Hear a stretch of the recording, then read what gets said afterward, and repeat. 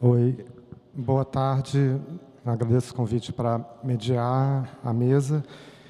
Então, vocês combinaram quem que vai falar primeiro? Então, a mesa, né, participam a Maria Altberg, o Rafael Leal e a Priscila Dani. E não sei se vocês... Como é que está combinado quem vai começar? Então, Rafael Leal, que é roteirista de TV e cinema, e o trabalho dele é sobre processo criativo na dramaturgia seriada, estudo de caso da série Escolhas. E você tem 15 minutos, cada um tem 15 minutos para apresentar o trabalho. Posso começar? Pode. Está funcionando. Está me ouvindo? Alô? Bom, boa tarde a todos os presentes. O meu projeto de pesquisa sobre o qual eu vou falar, na verdade eu vou falar sobre um pedaço específico dele, mas o meu projeto de pesquisa é um relato de experiência.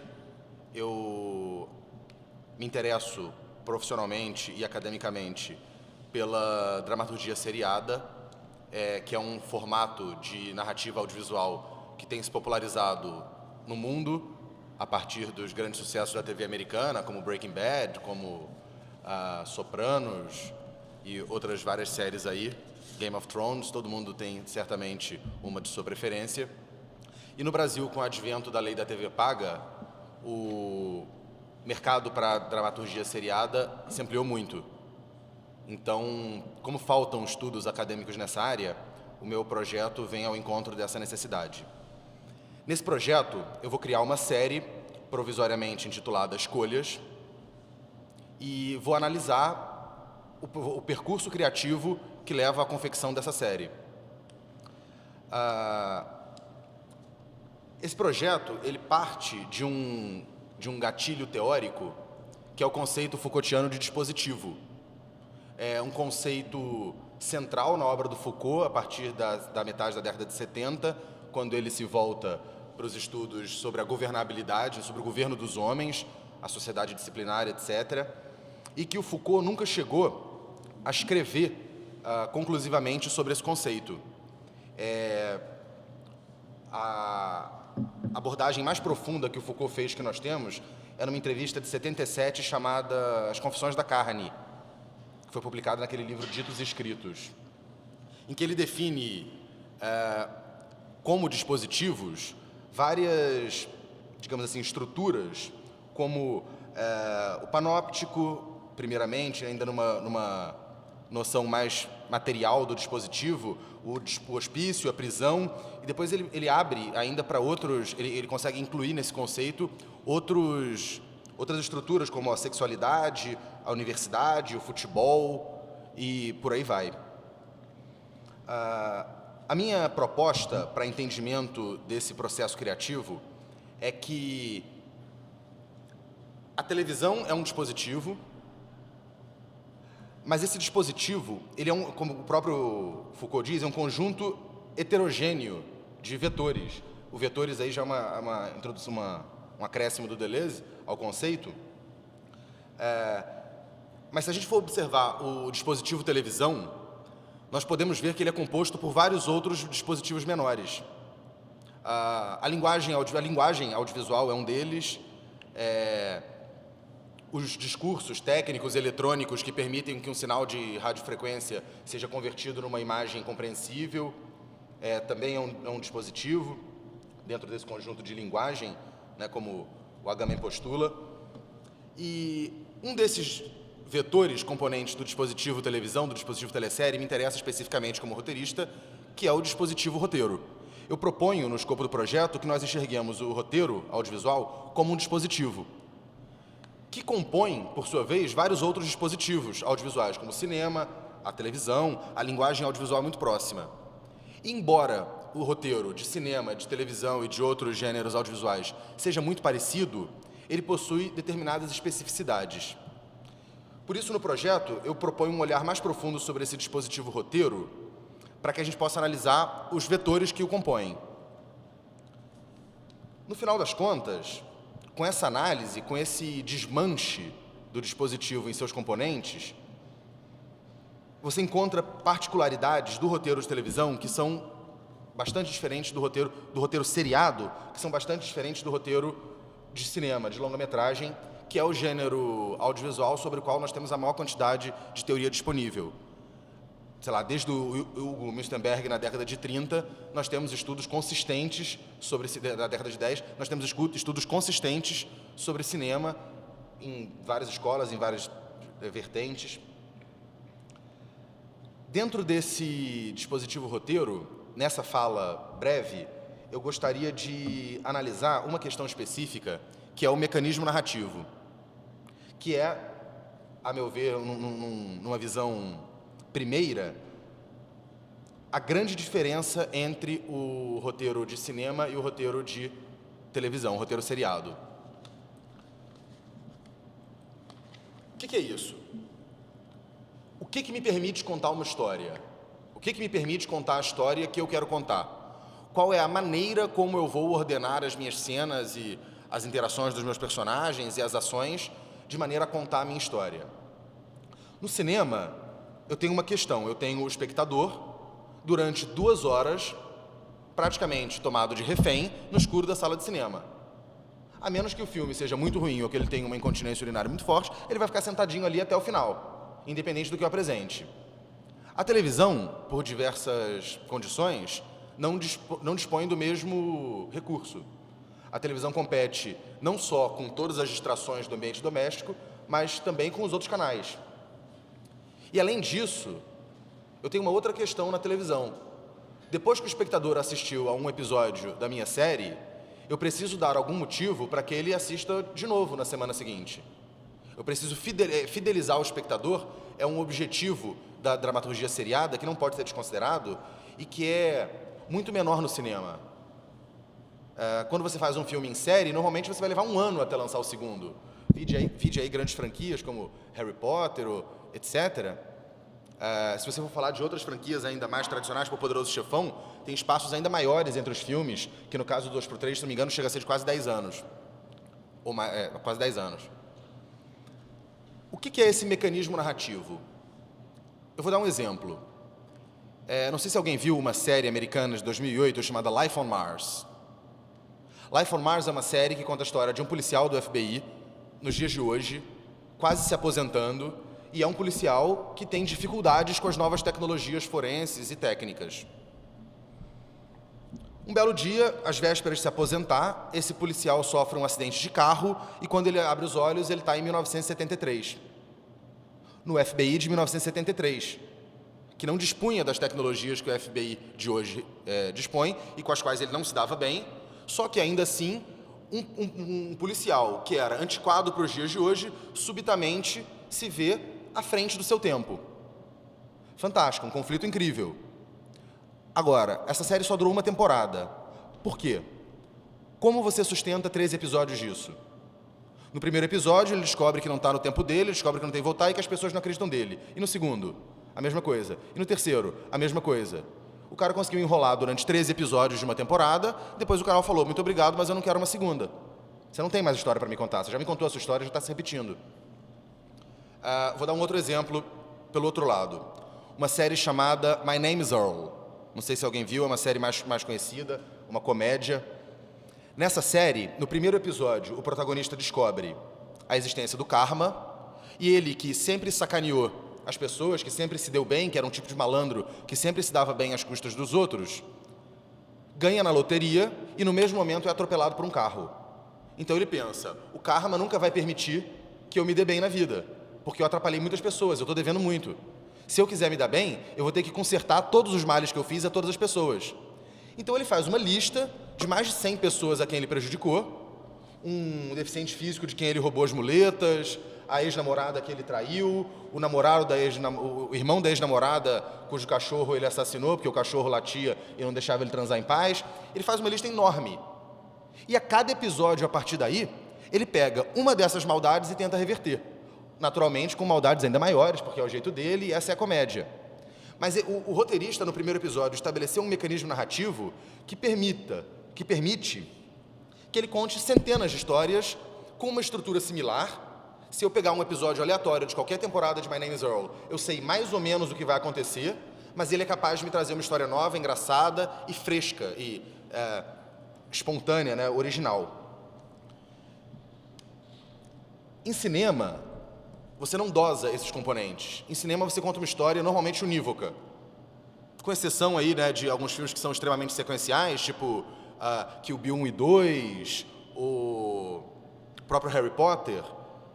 No cinema, tradicionalmente, você não tem essa preocupação de serialização. Na televisão, isso é muito importante. Eu costumo dizer que existem 2 aspectos no roteiro de televisão que precisam ser considerados. Um é o aspecto serial. Se você assiste a uma série como Breaking Bad, não faz o menor sentido você pegar o 4º episódio da 5ª temporada para assistir, se você não viu o resto. Ela é uma série, desculpe a redundância, é uma série serial. É uma série cujos acontecimentos estão encadeados de uma maneira que ele não deve ser tirado ou consumido da ordem, ou consumido fora da ordem. E existem outros aspectos que nós chamamos, numa tradução extremamente imprópria, mas que eu continuo usando por falta de termo melhor, que é o procedural. Se nós observarmos uma série como Law & Order, que todo mundo conhece, que tem, né, mais de 20 anos no ar, Law & Order ela é extremamente procedural. Nada sobrevive de um episódio para o outro. Tudo permanece, e se você assistir um episódio da 1ª temporada ou da última, você já sabe mais ou menos qual é a estrutura, você não precisa conhecer os personagens, você não acompanha o que acontece na vida daqueles personagens, porque a série foca na investigação, e ao passo que no Breaking Bad você não tem aspectos procedurais praticamente. Os episódios são totalmente interrelacionados e interdependentes. Quando a gente cria uma série aqui no Brasil, nós não temos espaço na televisão, por enquanto, para fazer um Breaking Bad. Porque eu não posso pressupor que o meu espectador vá assistir ao meu 2º episódio depois de ter assistido ao 1º na semana anterior. Pressupor isso é falso e as pessoas acabam não acompanhando as séries que são mais seriais. No Brasil, por uma questão ainda de hábito do público, e o consumo desse tipo de produto cultural está diretamente ligado ao hábito, no Brasil nós tendemos a preferir séries mais procedurais.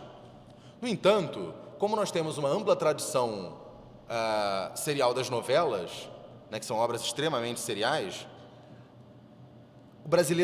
o público brasileiro sente falta de algum aspecto serial, de acompanhar alguma historinha, quando você faz uma série totalmente procedural. Como é o caso, por exemplo, de uma que eu estou escrevendo, que é As Canalhas, do GNT, que é uma série, que é uma coletânea, cada episódio é independente, não tem relação nenhuma, não tem os mesmos personagens, os mesmos cenários, cada episódio é uma história sobre esse tema. Mulheres em vingança, ou atrapalhando, ou competindo deslealmente. Especificamente nessa série, Escolhas, que é a minha proposta de estudo, essa série ainda não foi criada, eu não posso falar muito sobre ela porque eu ainda não tenho muitas coisas definidas, esse momento ainda não chegou da pesquisa, mas o que eu posso falar sobre ela é que ela parte do princípio da criação de um esboço de personagem. Um médico que faz abortos no Brasil ilegais. Isso é tudo que eu tenho, por enquanto. Eu tenho uma ideia de arco, eu tenho uma ideia de outros personagens, mas por enquanto são só ideias. O que eu tenho de base é isso, um médico que faz abortos. Disso aí eu vou tirar uma série. Para isso, eu preciso pensar em aspectos procedurais, ou seja, eu preciso contar uma história por episódio. Eu quero que, se uma pessoa assistir o episódio 3, o episódio 5, o episódio 11, ela consiga contemplar, consiga apreciar 3 histórias com começo, meio e fim, que não dependam de entendimento prévio da série, do que está acontecendo.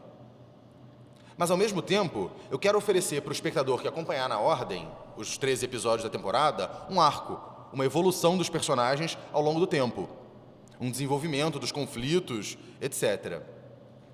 Para isso, é preciso dosar esses 2 aspectos. E essa é uma equação que está longe de ser precisa, que está longe de ter uma fórmula ou um método, fale, faça isso, faça aquilo. Por mais angustiante que isso seja, quando você tenta fazer uma análise mais fria, e até por influência, um pouco da aula da Carmen, mais matemática do roteiro, da arte e da técnica do roteiro, é muito dependente da sensibilidade do roteirista, do criador nesse momento, da maneira como você dosa. E até a série estar pronta e ir para o ar, não tem nenhuma garantia de que isso efetivamente vá funcionar, né? De que essa combinação de elementos vá funcionar, que essa costura. Eu estou chegando no meu tempo, então eu gostaria de encerrar falando um complemento sobre essa questão, que é sobre o roteiro, sobre a natureza do roteiro. O roteiro é um texto escrito. O roteiro é uma ordenação de símbolos, né, através de um código, que não é feito para ser lido como um texto escrito. A intenção do roteiro, na leitura, é a produção de imagens mentais. Por conta dessa natureza, eu preciso dosar toda essa questão serial e procedural dos personagens e dos elementos, que são questões textuais, mas eu preciso escrever isso de modo que ela não provoque uma reflexão textual, e sim uma produção imagética mental. O Flusser fala que é propósito de realizar as formas projetadas para criar mundos alternativos. Dessa forma, eu vejo o roteiro como uma projeção de formas, como uma projeção de imagens materiais. Eu sempre falo para roteiristas iniciantes, o cara escreve assim: fulano não gostou. Eu falo assim: como assim fulano não gostou? Eu não estou dentro da cabeça dele. Você precisa me dizer que ele não gostou. Ele fez uma careta? Ele disse alguma coisa sobre isso? Eu preciso dar imagens e não dar condições textuais que são compreensíveis, perfeitamente compreensíveis na literatura, mas que não são compreensíveis no roteiro, não geram uma imagem mental. Essa questão, eu acabei ficando um pouco sem tempo para falar dela, para me alongar, mas... Então, é exatamente isso. Eu não vou conseguir entrar muito nessa questão da imagem, mas essa vocação imagética do texto do roteiro, ela é um componente desse dispositivo, do roteiro como dispositivo, que é a minha proposta analisar. Obrigado, Rafael. Então, vamos... Obrigado.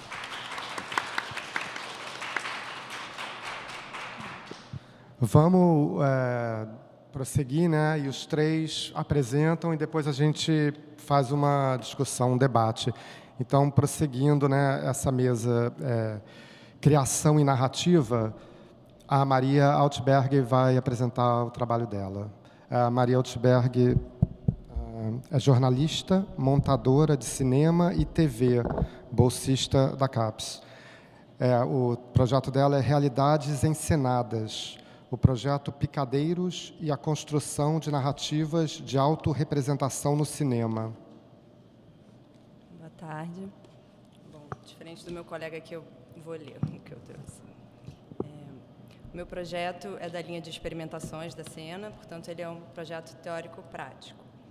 O interesse é investigar estratégias de construção de narrativas de autorrepresentação no cinema de ficção contemporâneo e o papel do realizador, enquanto artista, no processo.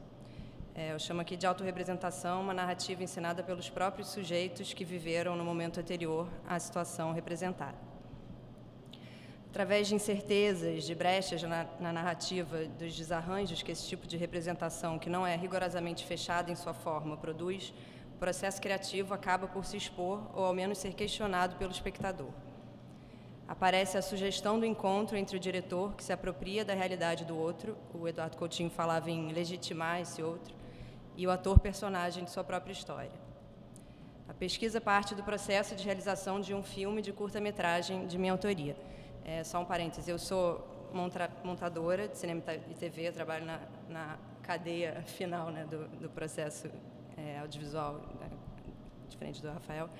E, enfim, eu sou montadora de filmes, séries de ficção, TV e documentário, que é uma atividade que me faz desenvolver uma relação curiosa com os atores ou personagens em cujas imagens eu mergulho na ilha de edição. É uma forte sensação de presença com os corpos, cujos gestos meu trabalho me permite manipular, lapidar, construir e desconstruir. Cria-se uma proximidade, não física, mas que não deixa de ser intensa. Então, na busca por outras formas de relação com esses sujeitos e também na intenção de assumir uma maior autonomia no processo criativo de uma obra audiovisual, eu procurei partir para um projeto de direção de um filme. Esse filme vai tratar de um recorte na história de duas pessoas, um pai e uma filha, que passaram 19 anos de suas vidas sem conhecer um ao outro. Não me interessava explorar esse episódio na forma de um documentário, tampouco recriar essa história com atores, porque é justamente no entre o lugar, na fricção entre o real e a teatralidade da ficção que reside a maior motivação.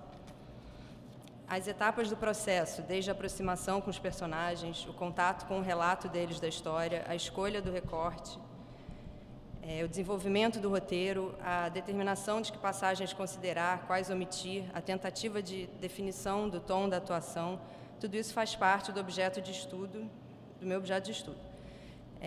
O mestrado em arte da cena tem me colocado em contato com diversos autores com os quais eu posso dialogar.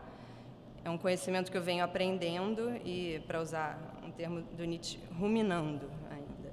Então, enfim, acho que por hora eu posso citar alguns sem me aprofundar muito, mas, enfim, de início, o Pierre Bourdieu, na questão da ilusão biográfica, que trata a biografia não apenas como uma história em si, mas uma produção de um discurso sobre um conjunto de fatos. A Leonor Arfuch também aponta não tanto a importância do conteúdo do relato, mas das estratégias ficcionais de representação desse relato. Benjamin fala da memória como a mais épica de todas as faculdades. Então, voltando ao meu filme, a opção por um roteiro não cronológico busca respeitar justamente essa maneira desordenada e fragmentada em que opera a memória dos personagens. O projeto do filme também me permite evocar a questão da representação como jogo, truque, dispositivo. Jogo entre realizador e atores e entre atores e espectadores. Esse terreno híbrido entre vida e arte remete à liminaridade da antropologia do Victor Turner. Liminaridade como caos fecundo, armazém de possibilidades, processo de gestação e esforço por novas formas de estruturas. A partir da ideia do texto perfurado, que a Helena Caballero resgata da Josette Ferral, um texto sem ocupar lugar primordial, inseparável de sua execução cênica, é possível encontrar associação com uma conversa transcrita entre o crítico Jean-Louis Comolli e o cineasta Cláudio Pazienza, o cineasta italo-belga. E, enfim, sobre o Pazienza, o Comolli diz: teus filmes estão esburacados de todos os lados, esburacados no melhor sentido do termo. E, primeiramente, porque eles não param de pôr em questão a realidade das imagens.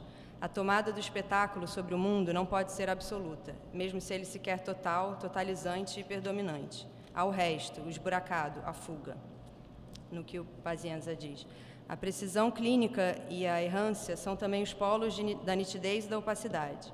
É entre esses dois elementos que se joga essa questão do real. Por mania ou por cultura, uma grande parte da história da relação do cinema com o real tende em direção daquilo que se chama a nitidez, isto é, o esgotamento do assunto, sua descorticagem, seu cerco, estar quite com ele de uma vez por todas. Quando falava do real, tal qual estimo que ele tenha sido pego como refém pelo documentário, é no fundo nessa esperança que ele tem de fragmentar e de alcançar de uma vez por todas o mundo, de compreendê-lo. Quem somos? O que fazemos? Há alguma coisa desta ordem que o documentário tenta esgotar em sua relação com o mundo. Mas aí onde isso se choca é que se produz alguma coisa da ordem da paralisia na tentação da compreensão completa. Por que essa mania de domínio? A que corresponde essa ilusão? E acredito mesmo que é fundamental que alguma coisa continue a nos escapar, a nos fugir, porque é nessa parte que nos escapa que há ainda jogo possível, construção, invenção. Conceber o real, ao mesmo tempo, como alguma coisa que é da ordem da percepção, da vontade, da invenção, da construção. Enfim, tem alguns filmes, né, que eu tenho reunido na pesquisa, 2 especialmente, que são referência, os 2 filmes brasileiros, o Serras da Desordem, do André Tonati, e o Esse Amor que Nos Consome, do Alan Ribeiro. Aí eu queria mostrar um trechinho desse último, que eu acho que fica mais fácil de entender a questão. O filme todo é muito rico para essa discussão, mas eu trouxe um trecho aqui específico.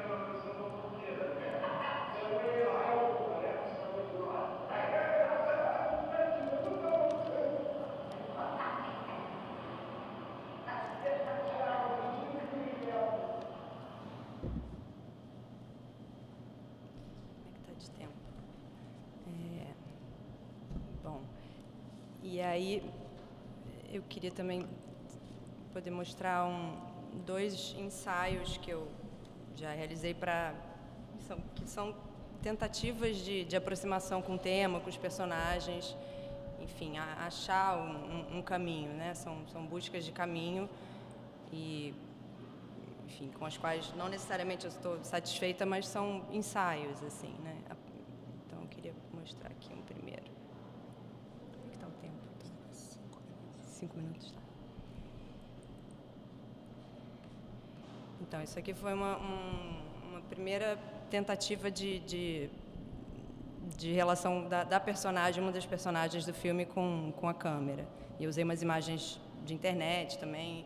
Enfim, é meio constrangedor dizer isso, mas, por favor, relevem a qualidade técnica, porque o som não está finalizado. Eu fiz a partir de uma gravação, de uma entrevista para pesquisa, não foi com esse fim. Então, enfim, só para ter uma ideia.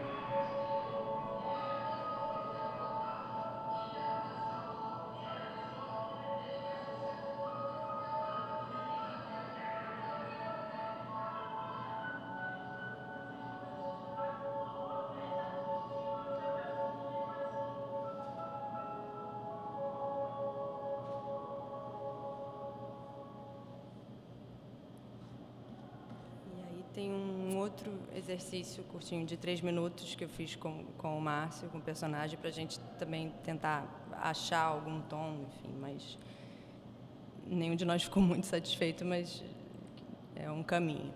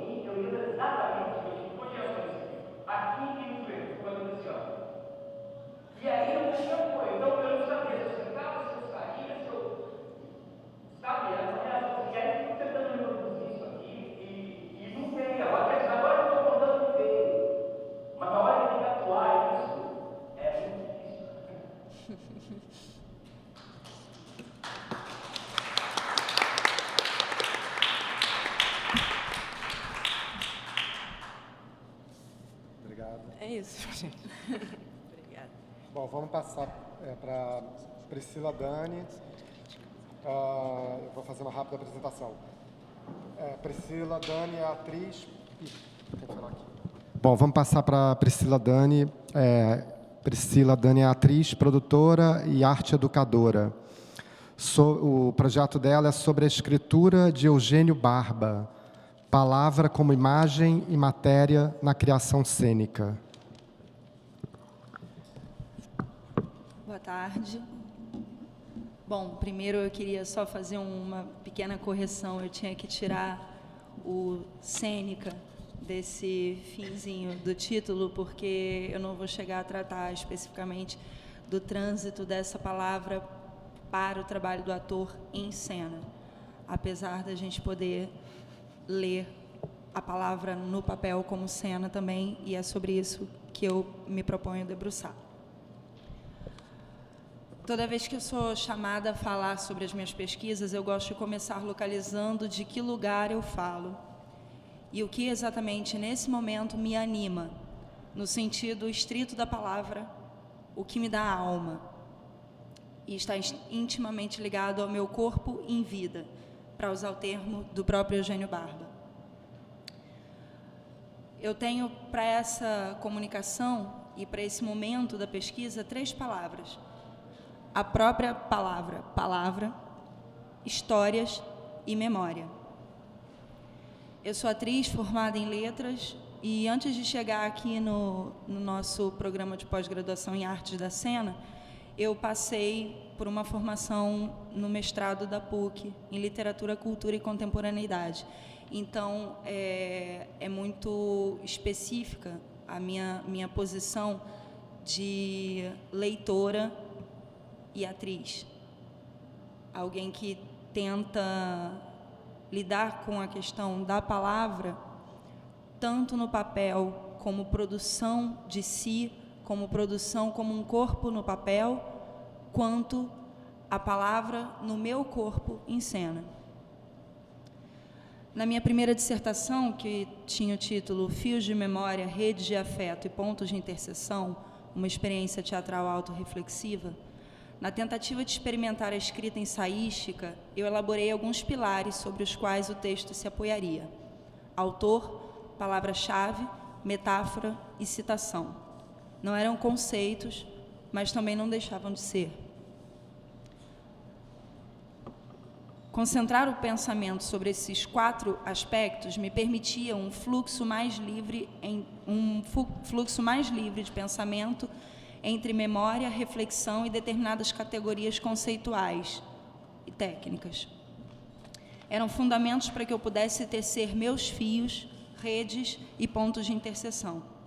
O formato ensaístico foi uma tentativa estratégica de liberdade, mas que acabou me dando um nó no próprio pescoço. Não foi uma tentativa tão bem sucedida. Pois bem, naquela época, eu me alimentava dos textos de Eugênio Barba. Eu não escrevia sobre ele, mas ele era um dos meus autores, uma das minhas referências, uma das figuras com quem eu conversava constantemente. Eu lia nos textos dele um modo de articulação do pensamento que me inspirava e me intrigava.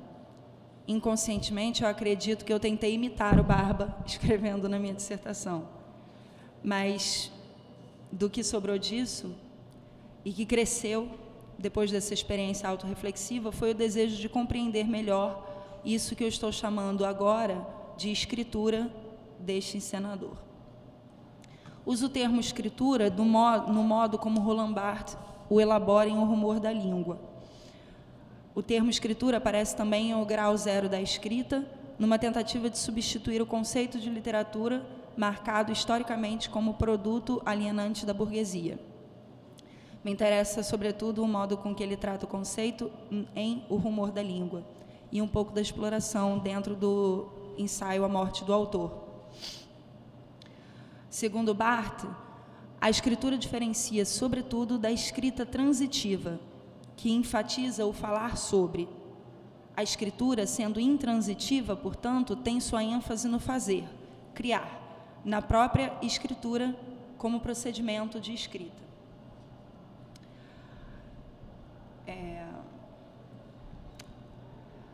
Mas pensando especificamente nesse material do Eugênio Barba, os livros que ele tem publicados e que tem todos traduzidos para o português, eu fico pensando no que seria, o que seria para além de uma categorização dessa escritura como autobiográfica.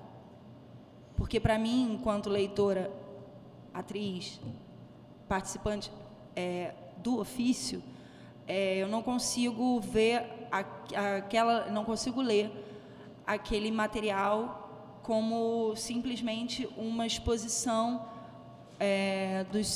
da sua memória, das suas vivências, apesar de estar intimamente entrelaçado. A minha investigação, então, mergulha na hipótese de uma elaboração complexa do discurso de Barba, que permite ao leitor entrever não apenas a descrição de uma técnica ou a narração de uma experiência, mas ambas coligadas através de uma provocação imaginativa que invoca o próprio ato criador, pelo modo como a palavra imagem e matéria é operada no tipo de tessitura que entrelaça técnica e experiência. A chave de leitura com a qual eu tenho operado nesse momento é a noção de metáfora, tal como elaborada por Paul Ricoeur. Ricoeur diz: metaforizar bem, dizia Aristóteles, é perceber o semelhante. Ora, que é perceber o semelhante se não instaurar a própria similitude, aproximando termos que, afastados inicialmente, aparecem de repente próximos? É essa mudança de distância no espaço lógico que a imaginação produtiva opera. A imaginação produtiva, em operação no processo metafórico, é, pois, competência para produzir novas espécies lógicas por assimilação predicativa, a despeito das categorizações usuais da linguagem. Mais adiante ele diz: o discurso poético traz para a linguagem aspectos, qualidades, valores da realidade que não têm acesso à linguagem diretamente descritiva e só podem ser ditos por intermédio do jogo complexo entre a enunciação metafórica e a transgressão regrada das significações usuais de nossas palavras. Aí eu pensei que o melhor modo de explicitar o que é isso que eu estou tentando negociar com Barba sobre a escrita dele é trazer alguns fragmentos do livro Queimar a Casa, principalmente porque é o livro considerado como uma autobiografia dele, enquanto diretor. Num dos textos, que é apresentado em itálico, esse texto ele tem uma janela dentro do próprio livro, não é uma carta, não tem uma explicação necessariamente voltada a isso, mas você percebe que é um descolamento reflexivo dentro de um procedimento onde ele vai apontando etapa a etapa o que seria a constituição desse ofício de diretor dele. Esse texto, então, é De Onde Eu Venho. Ele está cortado, porque senão ia ficar muita coisa para a comunicação. De onde eu venho? Temos muitas origens, porque muitas são as vidas em nossa vida. Encontramos essas origens no meio do caminho, assim como encontramos nossa identidade e nossa verdadeira família. Contar uma vida significa optar pelos saltos de perspectiva e repudiar a ideia de uma única origem que se desdobra num fio cronológico. Eu sonhava em fugir das águas estagnantes que me viram crescer. Dos 2 filhos de minha mãe, um cultivou durante toda a sua vida errante, na Europa, na América, na Ásia, o culto e a nostalgia pelas suas raízes meridionais, borbônicas, galipolianas, e pela escola militar onde fomos educados. O outro, ao contrário, praticou a indiferença e o esquecimento. Na verdade, remoção e reticência. Este segundo filho sou eu. Venho daquele cordão umbilical cortado por minhas próprias mãos. Isso também quer dizer queimar a casa? No entanto, com meu pai, aquela pessoa desconhecida e tão intimamente familiar que aos 10 anos vi agonizar por horas até o silêncio, continuei a dialogar todos os anos, sobre sua tumba, no pequeno cemitério de Galípoli, que ainda tem dimensões humanas. Eu não diria que é um diálogo com as minhas raízes. Parece mais um bate-papo com um velho companheiro. Um diálogo de boca fechada, às vezes em voz baixa, como fazem algumas pessoas que a surdez torna eloquente. Fiquei acostumado a dialogar com alguém que viveu antes de mim, ao invés de fazer isso com quem está no alto. Está aqui a origem da minha inclinação profissional para dialogar com os livros dos mestres? Diante do que está no alto, podemos nos sentir crentes ou descrentes. Diante do que está antes, a gente se sente que nem criança. E para as crianças, a inteligência coincide com a capacidade de arquitetar confusões. Venho de um pai que não chegou a envelhecer e a sofrer por um filho que se tornou estrangeiro. Eu e meu irmão, quando tentávamos avaliar nossa árvore genealógica, não falávamos de raízes, mas da tara de família. Era a pulsão ao suicídio. Lembrávamos dos casos do nosso avô e de seus 3 irmãos. Suicídios lúcidos, sem medo, que funcionaram como uma fantasia barroca. Meu irmão morreu não por suas próprias mãos, nem meu pai se suicidou, mas há outros modos de recusar a vida. Venho da tara de família. Raízes, origens, quanto mais são pessoais e sinceras, mais parecem ter sido identificadas por acaso.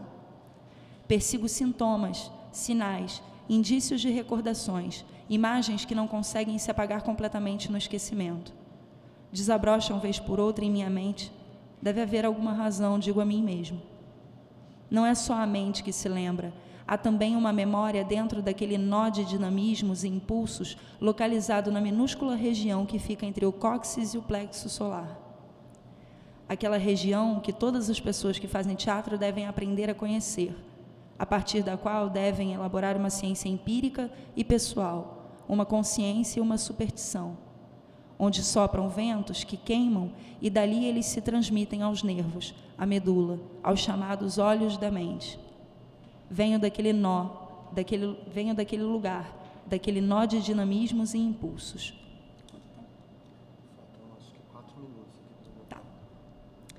É muito bonito que nessa carta, depois, aí ele começa a compor o sistema nervoso, os nervos, a espinha dorsal, e cada um deles tem um nome. É um poeta norueguês, é o Grotowski, é o homem com quem ele aprendeu o ofício de soldador.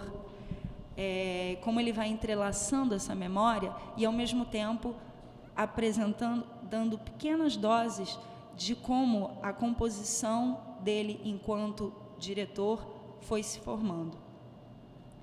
Nesse ponto é que eu acredito que exista, que a metáfora me permite ler esse entrelaçamento.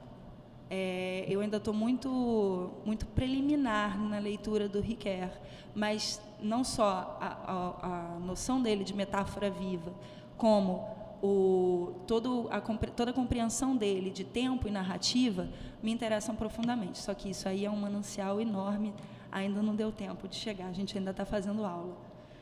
Bom, eu queria só, então, mostrar alguns outros momentos do Queimar a Casa, bem curtinhos, que não fazem parte desse excerto, dessa suspensão, mas da própria reflexão sobre a autobiografia. Uma amiga do Eugênio manda uma carta para ele, invocando que ele mencione por que tantos jovens hoje não veem o Odin jovem que ainda existe dentro deles. E aí ele responde essa carta com uma série de imagens, e uma delas, a que eu escolhi, é essa. O nome desse capítulo é Os Filhos do Silêncio. Hoje meus ossos doem e minha vista está mais fraca. É muito cansativo trabalhar 12 horas por dia. Mas mesmo assim, um incêndio pouco sensato e selvagem que eu chamo de revolta ainda deixa vivo o meu desejo de teatro. É o mesmo que alimenta o ceticismo do pai e a fome do filho que coabitam dentro de mim. O teatro pelo qual sou apaixonado possui uma face negra e fugidia. É um caminho que se ramifica e se reencontra, sem meta, um mar que eu exploro e que é um deserto. Amo o teatro porque ele fez-me sentir um emigrante que volta à própria terra para nela viver como estrangeiro e sem herdeiros. Amo a palavra desordem, e nos últimos anos eu a uso cada vez mais. Eu queria chamar este livro O Ritual da Desordem, bem consciente dos mal-entendidos que esse termo cria. Para mim, ele possui 2 significados opostos. A desordem é a ausência de lógica e de rigor que caracteriza as obras insignificantes e caóticas. A desordem, com maiúscula, é aquela lógica e aquele rigor que provocam a experiência do desconcerto em mim e no espectador. A desordem é a erupção de uma energia que nos coloca diante do desconhecido. É interessante porque o título ele usa um outro excerto, ele tem um capítulo um fragmento chamado O Ritual da Desordem, que é quando ele fala da impossibilidade de escrever uma biografia sobre o próprio pai.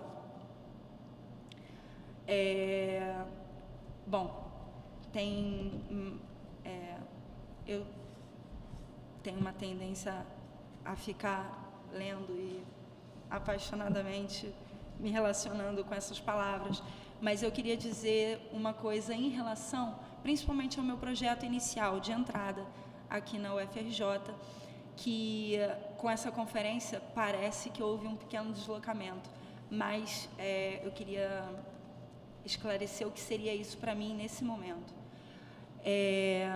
O nome do projeto era Particularidades na Produção de Conhecimento sobre o Teatro e suas interferências na historiografia teatral.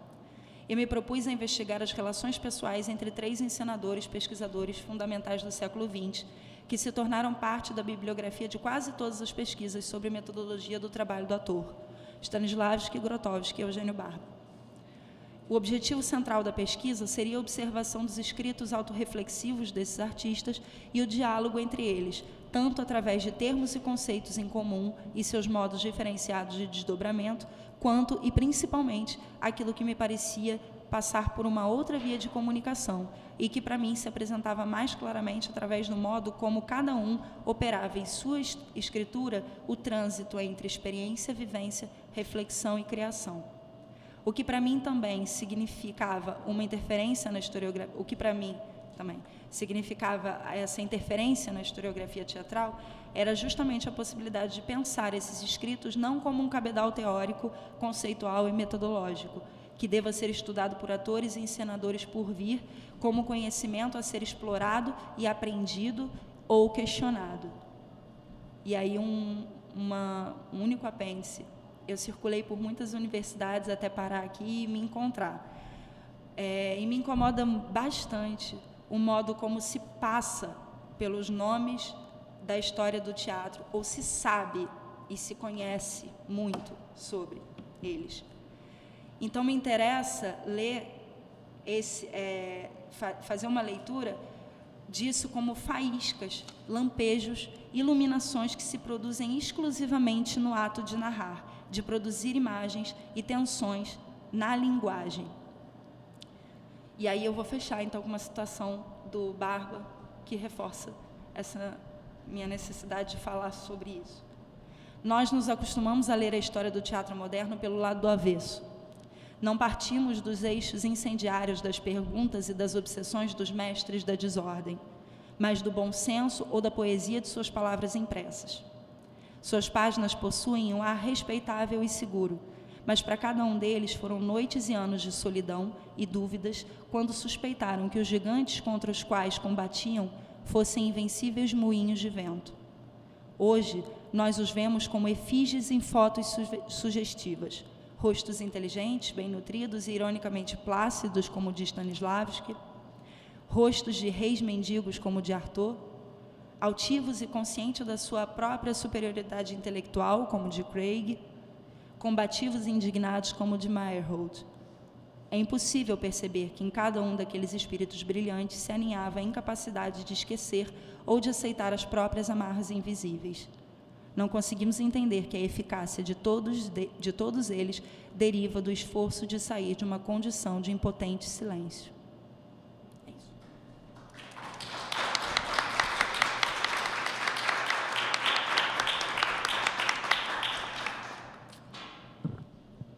Bom, então Então, vamos fazer uma discussão. Eu, como mediador, vou colocar aqui algumas coisas para iniciar a discussão e a gente abre para a plateia. Então, bom, achei as falas, assim, bem emocionantes. Acho que tem três propostas de trabalho muito, né, são diferentes, mas em algum lugar que elas podem se tocar, né? Mas a ideia do Rafael do processo de criação no roteiro, né? Assim, tem um dado que ele não falou, que eu gostaria de tocar, que é a ideia de ver como dispositivo o roteiro, né, e o dispositivo é uma ideia, né, que é ao mesmo tempo determinado e ao mesmo tempo determina, né? Não é uma coisa que, né, só determina, né? E justamente a possibilidade de ver como dispositivo é que o roteiro possa lidar, né, com toda uma estrutura dentro da qual ele é dispositivo, mas enquanto dispositivo ele pode processar isso, né, e transformar. Né, parte de pensar o roteiro como do particular para o geral, né, essa coisa de roteiros, de dramaturgia, e sair, né, dessa ideia de como tem, né, manuais de roteiro que vão criar, né, modos de fazer, e que você vai estabelecer em geral aí, né, que são os exemplos bem-sucedidos ao qual os roteiros devem se adaptar. E a ideia de partir de dispositivo não é exatamente o contrário, né? Então, refletir sobre o roteiro por um outro caminho, né? E que possa pensar o lugar do particular de cada obra e, assim, abrir espaço para novas possibilidades, né? E também o próprio roteiro, né, como um lugar marginal, que não tem lugar, né, ele está dentro aí de um processo e ele tende a desaparecer, né, tem uma função ali aplicada e, no entanto, né, ele é tratado, né, ele é pensado, e o Rafael defende esse espaço do roteiro como um lugar com autonomia, um lugar interessante, né? Você pensar esse lugar marginal, que é paraliterário, que não é audiovisual, como um espaço de criação. E acho que isso, né, pode ter a ver com a ideia de escritura, né? Que é exatamente um texto que não está, digamos, transformado em um gênero institucionalizado, né? E que lida com esse caráter da palavra, né, de ser, ao mesmo tempo, conter, né, imagens, na medida em que ela faz metáforas, né,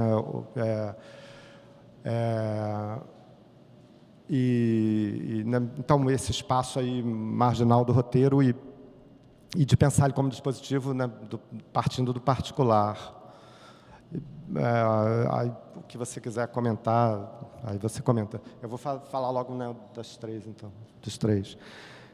Então, a Maria Altberg, eu achei... Não, assim, tem essa coisa do, sei lá, o palhaço como que faz chorar, né, triste, não sei, parece uma coisa tão, sei lá, emocionante, assim, que o personagem do palhaço uma história, sei lá, que dá vontade de chorar, né? Não sei.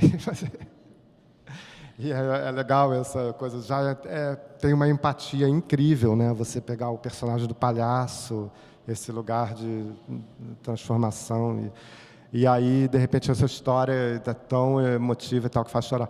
E tem não sei, eu achei muito interessante, eu gostei muito da imagem, da montagem que você fez, e não sei, você falou da memória, né? A ideia de memória, e aí não sei, porque tem essa coisa, né, do personagem, eles não são as pessoas que viveram aquilo representando a própria história. E então, né, tem uma diferença, né, no procedimento documentário e tal, né, pode lembrar aquelas experiências do Coutinho, por último, naqueles jogos de cena, mas, enfim, sei lá, tipo, tem música, entra música, né, o Coutinho é um documentarista que não vai entrar música, como trilha sonora, assim. Tem muitos elementos, e tem uma pegada de ficção, assim, que as duas, né, da pracinha, a dali daquela, que é uma praça, né, e em casa também as cenas montadas como ficção. Acho que tem essa coisa da memória, né, e uma memória, um pensamento da memória não como uma recordação de algo que está no passado, mas como uma irrupção, né, no presente, ao qual a memória sempre, né, se dirige e que atualiza, né? E achei muito legal tocar no Benjamin, né, que vai pensar muito isso e conceber a palavra como esse lugar, né, que tem a ver com o trabalho dela. E bom,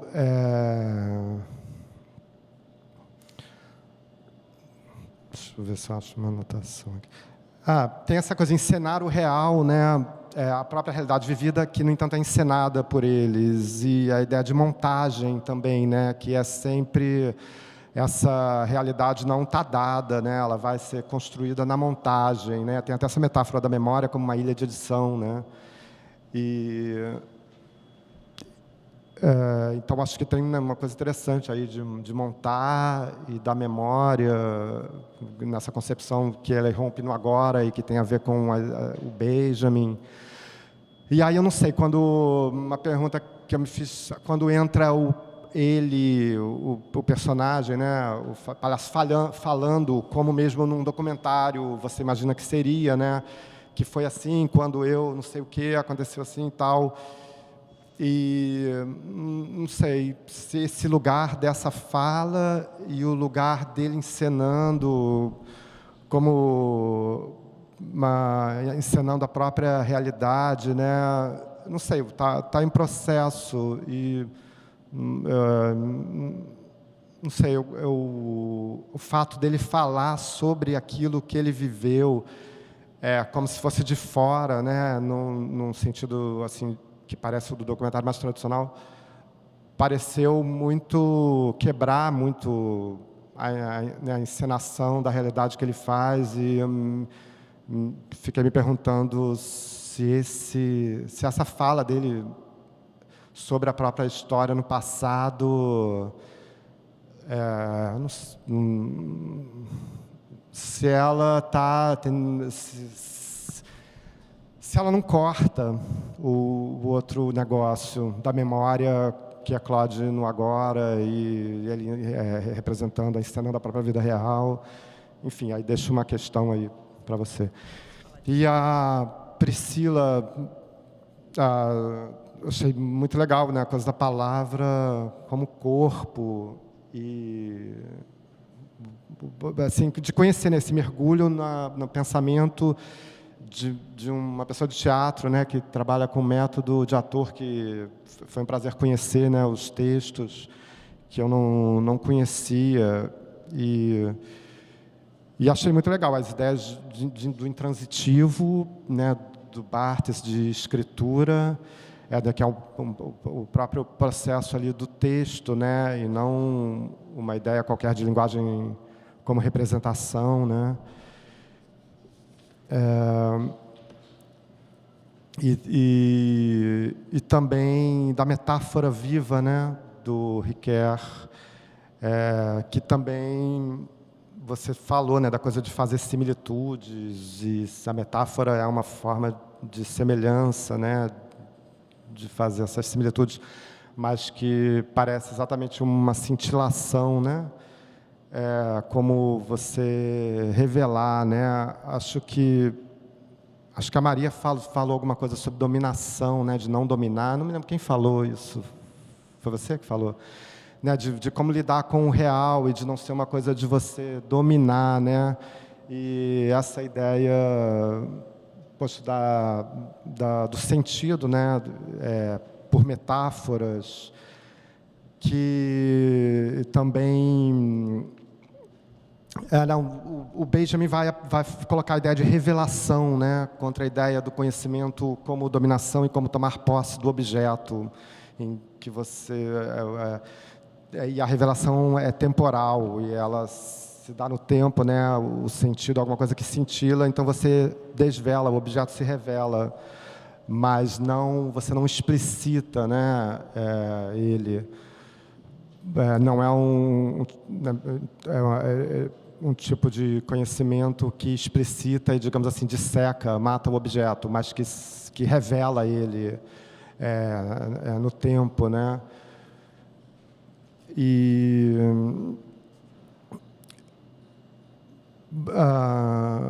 pelo que eu entendi, você falou que ia mudar o projeto do que ele tinha era no início e já estava mudando, eu não entendi direito como. Enfim, não tem uma questão exatamente para você, mas, sei lá, poderia ser essa ideia, né, da metáfora como forma de conhecimento e da palavra... né, como o lugar, né, onde essa experiência do tempo que passa aparece. Obrigado.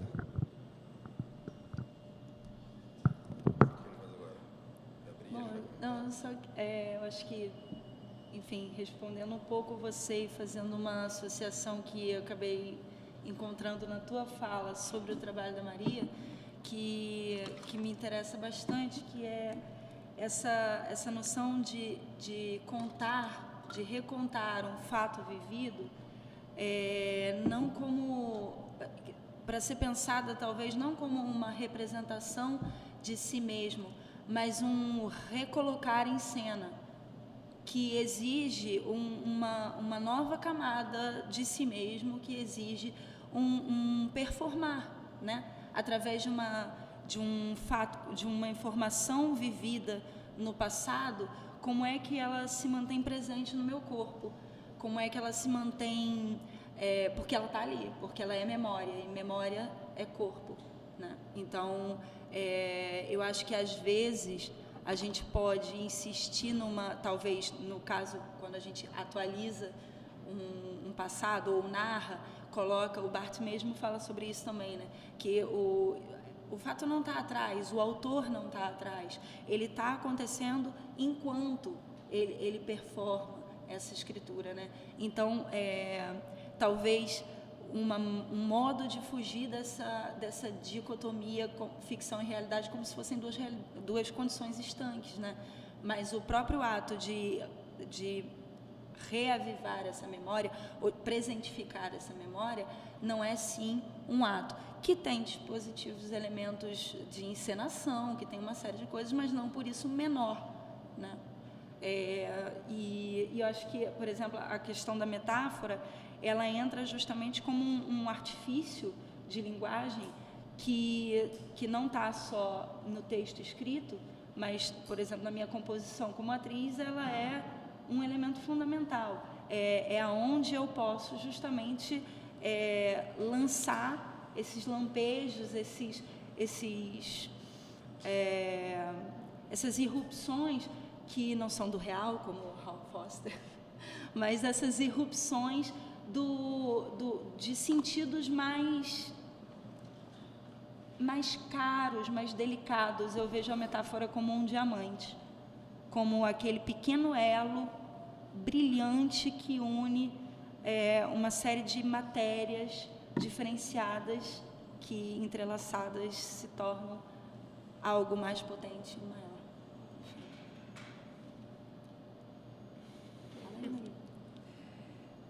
Não, só essa questão do depoimento dele no final, realmente eu fiquei na dúvida em colocar, mas aquilo surgiu ali na hora, e a ideia é não ter o documental mesmo no filme, assim, o espaço do real, por assim dizer, seria o título do filme é Picadeiros, porque, enfim, o personagem ele tem um trabalho de oficinas para atores e não atores, que é, enfim, essa ideia do picadeiro. Ele incorpora um dono de circo que tem que contratar uma pessoa para o circo dele, e para isso essa pessoa teria que mostrar a sua verdade. E aí uma ideia que surgiu em parceria com a roteirista do filme foi de aproveitar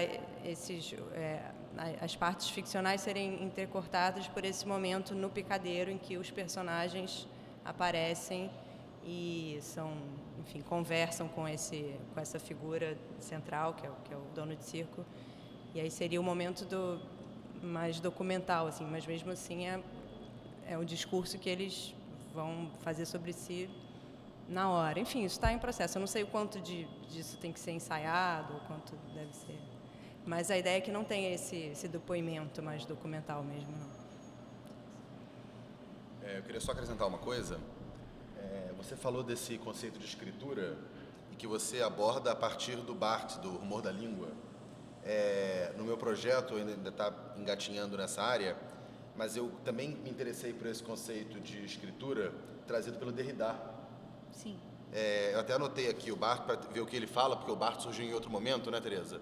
Em que a gente estava falando da questão do texto, e aí o Barthes apareceu com o prazer do texto. De repente, dá para usar uma expressão de roteiro aqui, costurar para dentro.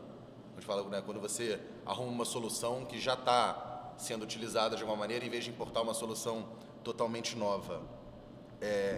E uma coisa também que eu gostaria de acrescentar sobre a sua fala é essa questão da autonomia do roteiro, mais do que uma ideia teórica, para mim, como roteirista, é uma questão política. O roteiro existe independente do produto que ele tenha gerado. Se você entrar, por exemplo, botar o roteiro do Breaking Bad no Google e for olhar o primeiro link, você vai ver que tem centenas de milhares de downloads, que não são só roteiristas estudando. São pessoas que, de fato, têm interesse, que gostam da série e têm interesse em curtir aquela linguagem, aquela maneira como o Vince Gilligan escreve, que é, de certa forma, literária. Então, nesse sentido, na possibilidade de ser consumido para além do produto cultural que ele gerou, eu defendo que, de fato, o roteiro tem sim uma autonomia, como obra, como produto final, e não só como peça intermediária destinada a desaparecer. Obrigado. Bom, obrigado aos comentários, respostas. Então, vamos abrir, né, para a discussão da plateia.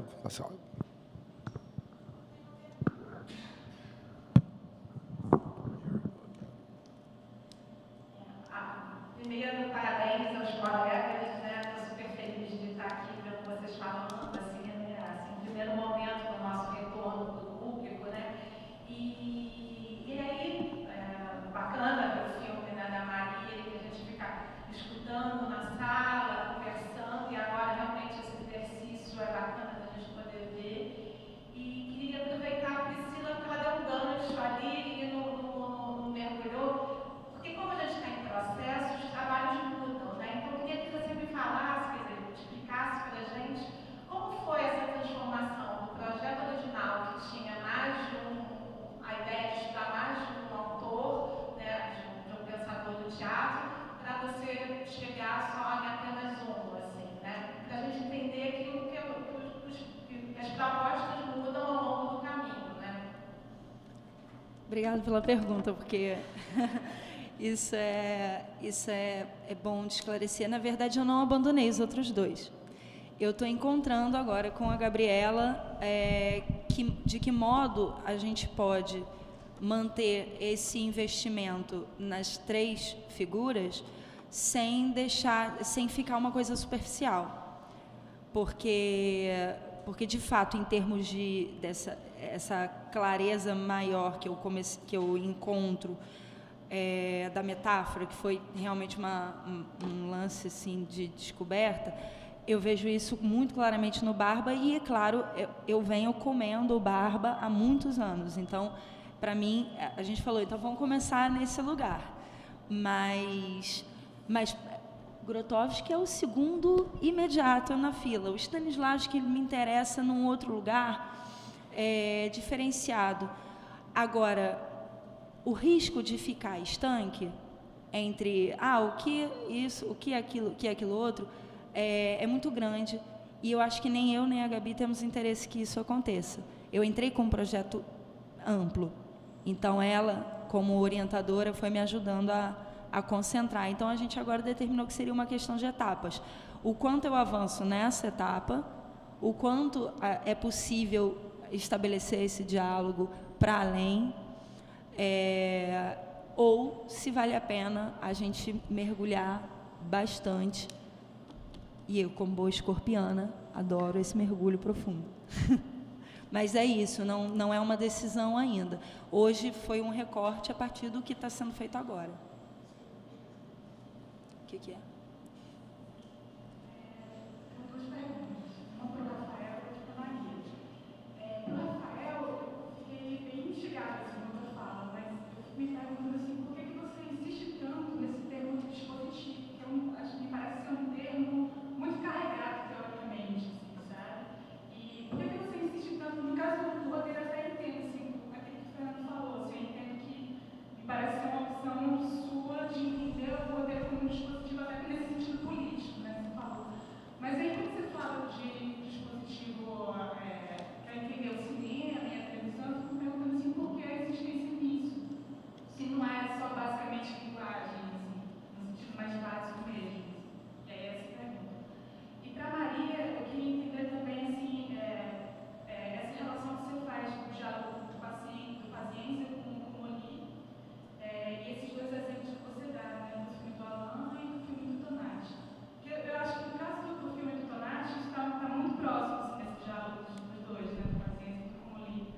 Porque o paciência ali está o tempo todo falando de uma certa desconstrução do real, né? Ele não acredita necessariamente que o real possa dar conta dessa autorrepresentação. Então, existe esse mecanismo mesmo de desconfiar.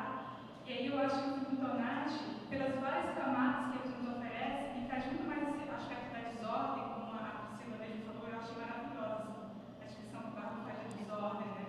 Que provoca esse desconcerto entre o autor e o espectador. Eu acho que está muito mais nesse caminho de uma descrença do real do que numa relação muito mais próxima de uma crença do real, como o filme do Alain está. Eu acho que está mais comunicando nesse sentido. Porque eu acho que se existe essa questão do ficcional no filme do Alain, nesse no som, ainda assim me parece que ele tenta apagar isso, sabe? Tornar essas relações muito mais transparentes do que opacas, assim. De uma aposta muito maior nesse real do que desconfiar desse real. Eu não sei se você pensa nisso, se é uma coisa que você ainda está pensando ou não.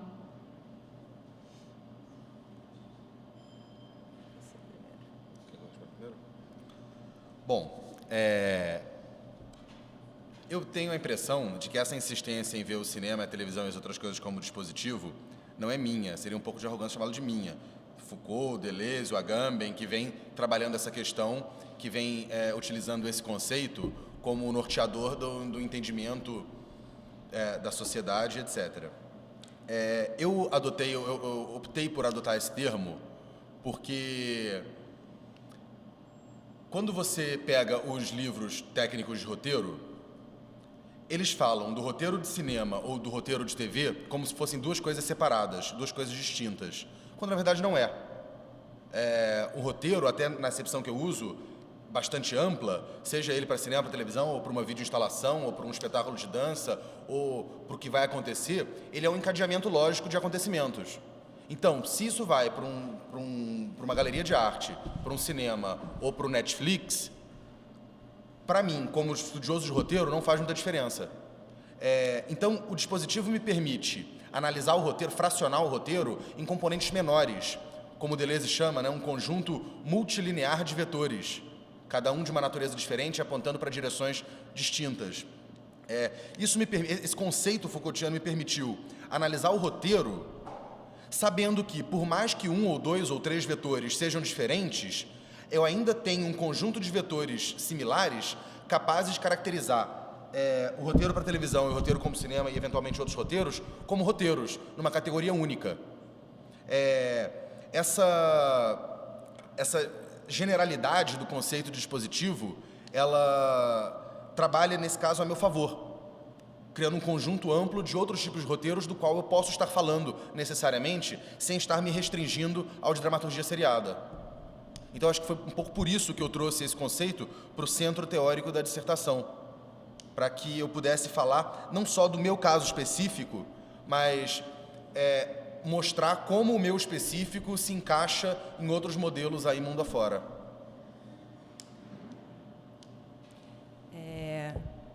Bom, realmente, o filme do Tonati, ele coloca bem mais evidência esse jogo, né, do real, mas talvez porque, ao assistir o filme do Alain,